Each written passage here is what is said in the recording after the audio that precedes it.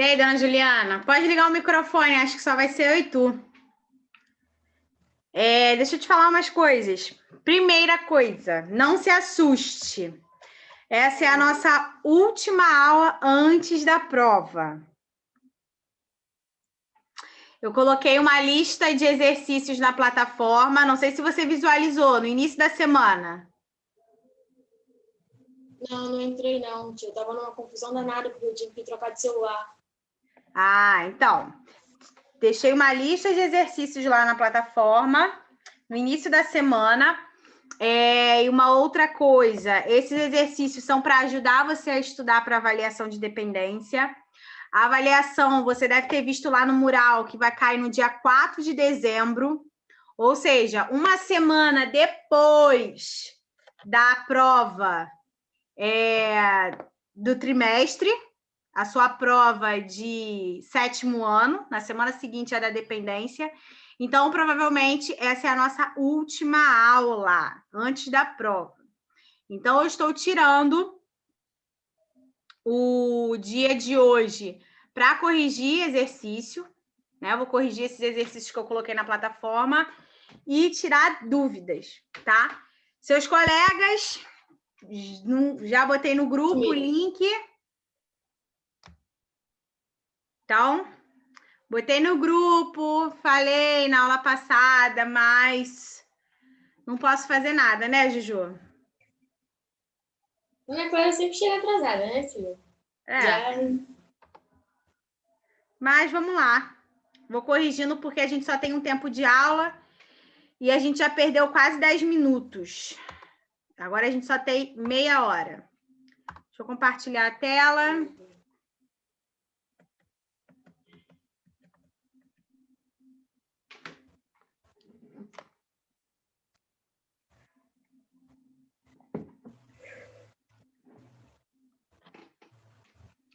A orientação que eu dei para as turmas é de copiarem as perguntas e responderem no caderno. Mas, se você tiver impressora em casa, quiser imprimir, fica à vontade, tá? Como você é aluna de dependência, é legal ter registrado no caderno que você esteve estudando para a prova. A número 1 fala sobre problemas atmosféricos globais, como é o caso do efeito estufa e do aquecimento global. E são a mesma coisa? O efeito estufa e o aquecimento global?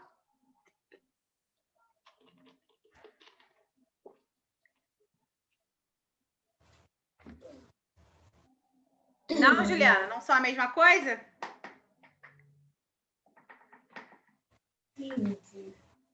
Não são a mesma coisa. O efeito estufa é algo positivo que é necessário haver no nosso planeta, pois ele regula as temperaturas. Já o aquecimento global é a parte negativa do efeito estufa. O aquecimento global ele acontece quando há uma intensificação da liberação de gases estufa na atmosfera, tá? Então, o aquecimento global é algo negativo. E como que a humanidade vem agravando os problemas atmosféricos globais? O que a humanidade vem fazendo? Desmatando as florestas. Sim, concordo.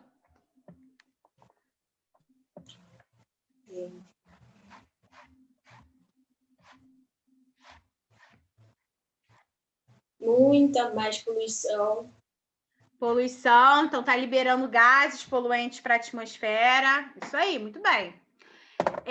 E quais são as consequências do aumento da temperatura média do planeta? O que acontece se o planeta ficar mais quente?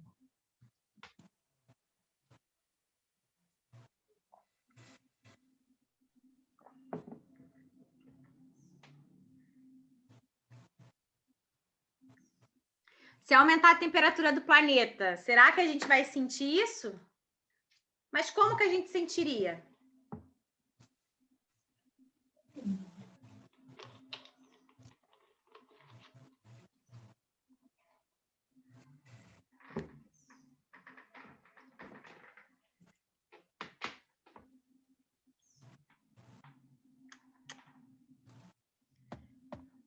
Será que vai haver derretimento das calotas polares? Vai haver derretimento das calotas polares. Vai aumentar o nível dos oceanos? Provavelmente, vai aumentar o nível. Pode haver uma bagunça no clima? Pode ter uma desordem climática? Sim, pode haver desordem climática. Então, além disso, a temperatura do dia, né, clima, também vai aumentar. Bom, 4. Como podemos diferenciar a economia marrom da economia verde?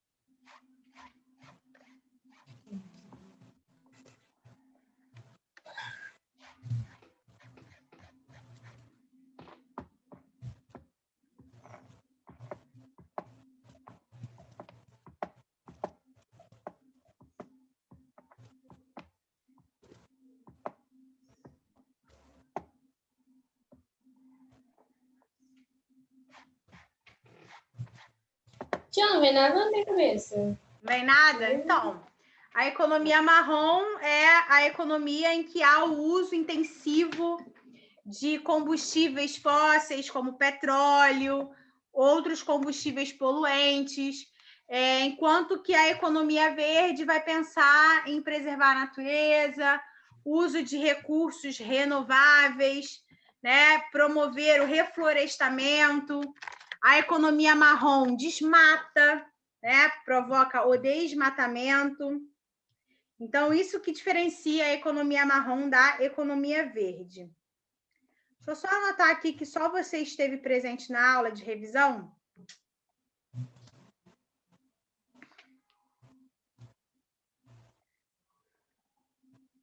Porque se houver problema, dei a revisão, mas só tinha uma aluna.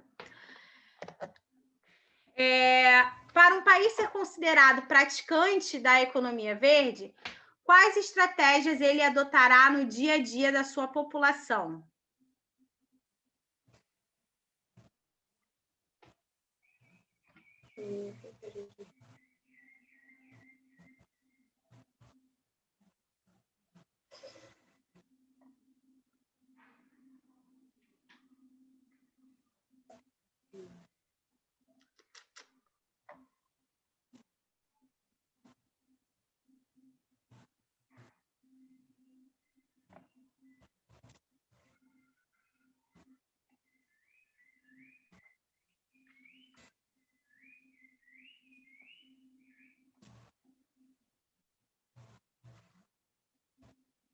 Será que estimular o transporte coletivo é uma ideia? Transporte coletivo, colocar mais ônibus, linhas de metrô, linhas de trem, bicicletas, utilizar fontes de energia renovável como a energia solar, a eólica, a hidrelétrica. Isso são estratégias que podem ser adotadas, né, no dia a dia da sua população, tá? 6. Diferencia a agricultura de subsistência da agricultura comercial.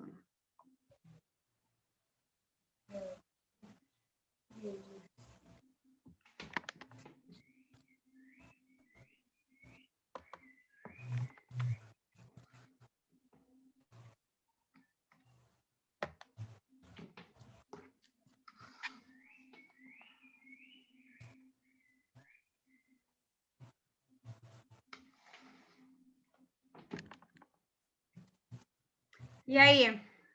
Pedro Rangel, você que chegou atrasado. Número 6.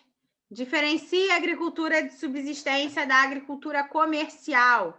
Revisão para a prova. Essa é a última aula que eu dou a vocês antes da prova. Eu estou fazendo. Tá fazendo o quê? Ué, a revisão. Tá, mas você já Folha aí. já respondeu Essa a número 6? Ainda não. Tô na 4 ainda. Ai, ai, ai. É o que eu tava estudando para as provas. Ah. E aí, Juliana, você tem ideia da número 6?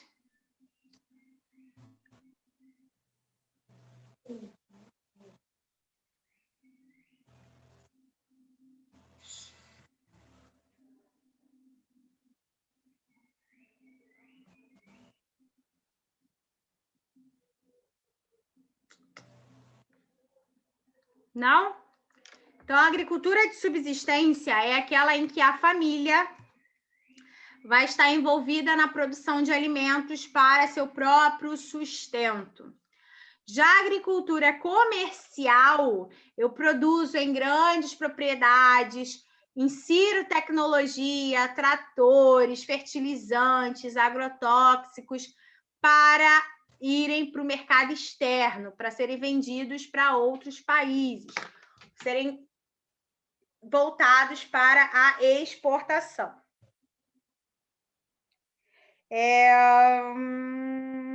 Deixa eu ver. 7. Explique no que se consiste a mão de obra familiar.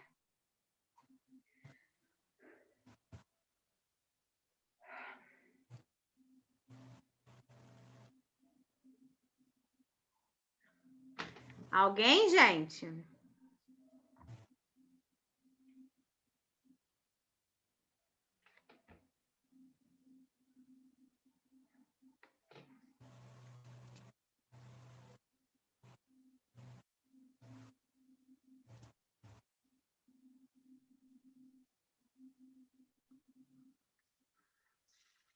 Ninguém sabe o que é mão de obra familiar?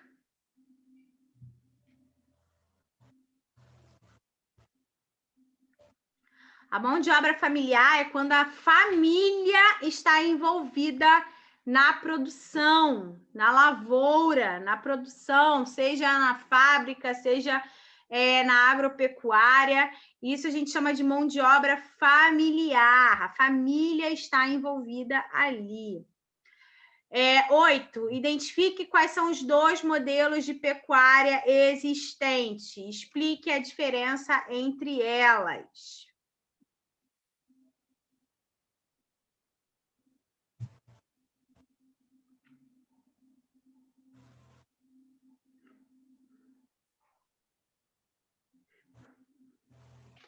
Gente, isso aqui é do interesse de vocês. Vocês não vão responder, não?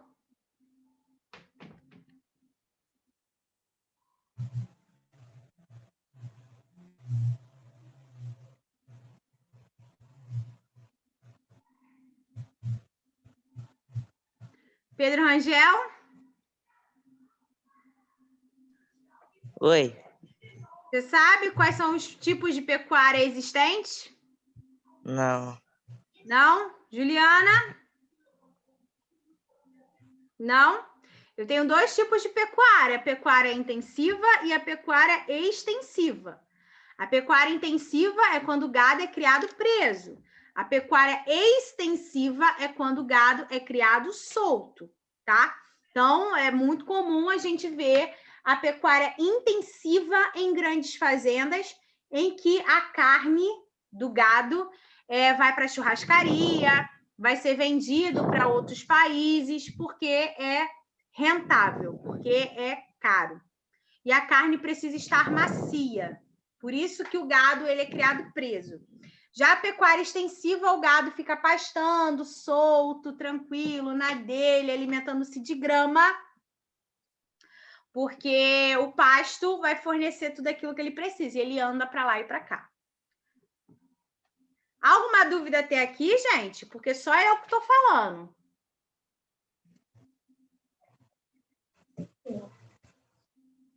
Ninguém tem dúvida? Tem certeza? Gente, eu que criei as questões da prova, vocês não têm dúvida de nada? Não peguei nada da internet. Tem certeza que vocês não vão perguntar?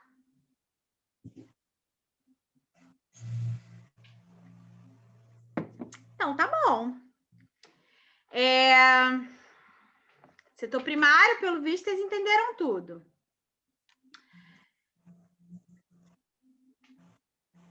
Nove. Quais são os 3 tipos de extrativismos existentes?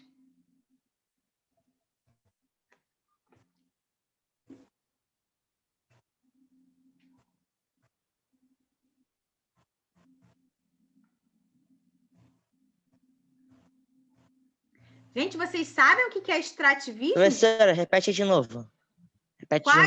Quais são os 3 tipos de extrativismos existentes? Calma aí. Eu esqueci, caraca. Mineral. Sim. Mineral. Vegetal. Sim. E animal. Perfeito. Ótimo, Pedro. Extrativismo animal é quando a caça e a captura de animais. Vegetal, eu vou ter a extração de elementos vegetais da natureza. E o mineral, vou extração de minérios ou recursos energéticos.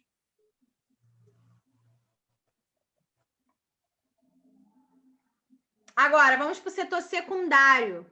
E o que é o setor secundário?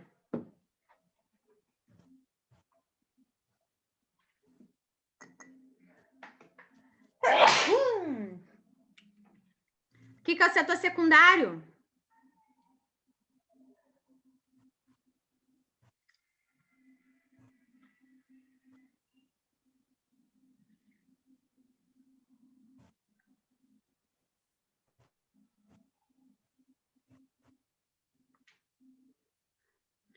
Gente, se é para ficar assim, eu vou finalizar a aula aqui.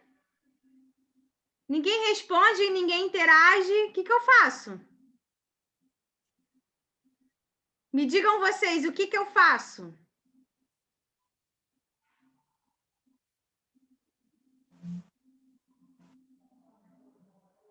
Ok, professor? Repete aí de novo. Defina o que é o setor secundário. Setor secundário.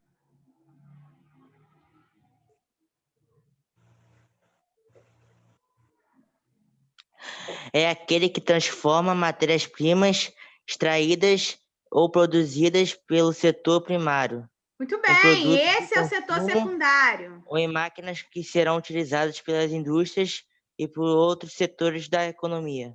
Perfeito. Esse é o setor secundário, é o setor de transformação da matéria-prima.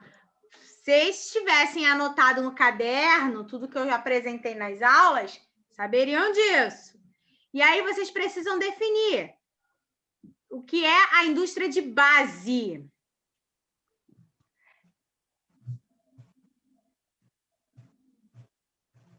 É uma base para que outros tipos de indústrias possam se desenvolver. Ótimo. E a indústria de bens intermediários?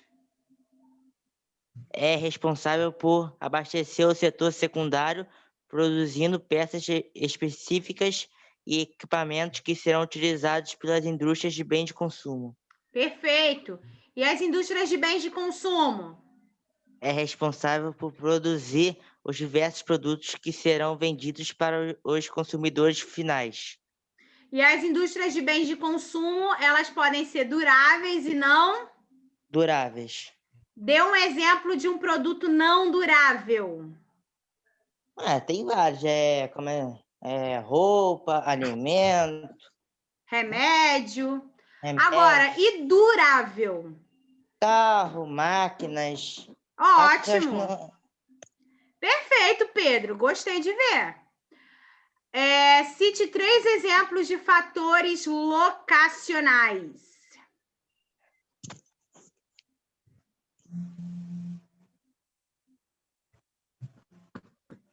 O quê? Repete de novo. Cite 3 exemplos de fatores locacionais. Matérias-primas, Sim, mão de obra sim. e mercado consumidor. Ótimo. Agora, o que é o fator locacional?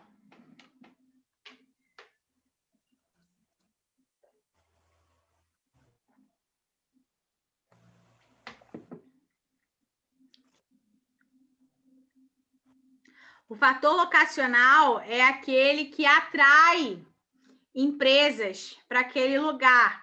Matéria-prima Setor atrai? secundário. Atrai. Empresa de Fala, Pedro.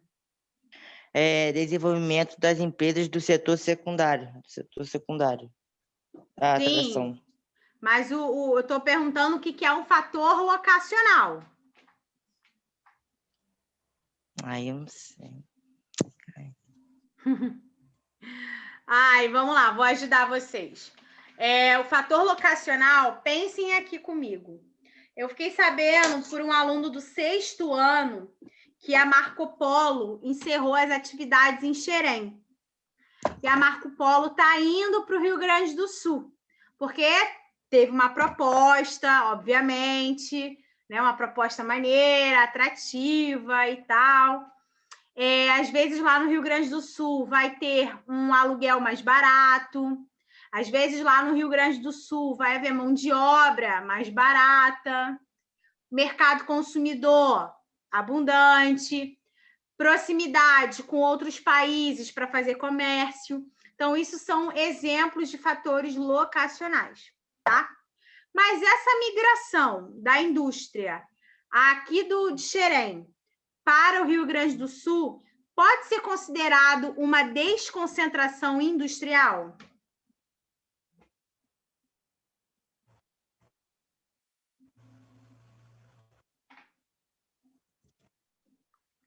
Eu acho que não.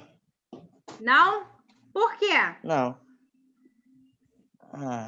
Tem tantos exemplos. Tantos exemplos? Não, seria um exemplo de uma indústria que saiu de uma parte e foi para outra.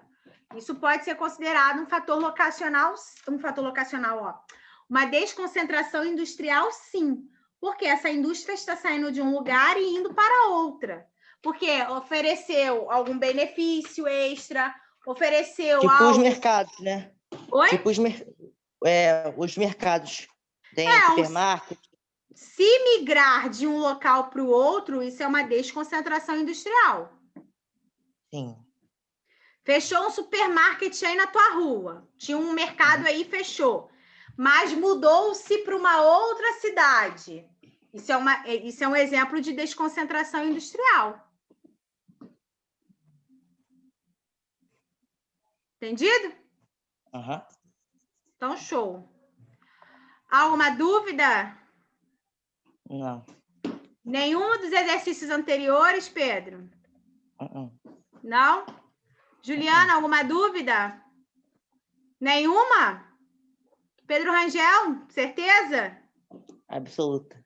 Então tá, vamos aos comunicados. A prova tem 10 questões, né? Vai ser aplicado no dia 4 de dezembro. 10 questões? Eu botei lá no mural que o bilhete que foi para vocês só estava falando de problemas atmosféricos globais e setor primário. Mas eu tinha colocado setor secundário também. Então, estudem setor secundário. Tem as videoaulas na plataforma. Tem as videoaulas que, no caso, são essas que a gente tem, eu gravo. Tem as anotações de vocês no caderno, que eu espero que vocês estejam fazendo anotações. Exercícios que eu passei durante as aulas. Então, tudo isso são maneiras de vocês estudarem para avaliação do dia 4 de dezembro, tá? Sexta-feira que vem não tem videoconferência, porque é feriado, Dia da Consciência Negra, tá? E na semana do dia 23 é semana de prova. Estarão fazendo provas do 7º ano de vocês. Bom? Alguém quer perguntar, quer comentar alguma coisa, quer falar algo? Não? Então tá. Já que vocês não querem falar nada, não tem nada a dizer, essa lista está na plataforma. Encerro a aula aqui, tá bom? Bom final de semana, beijos e até, gente!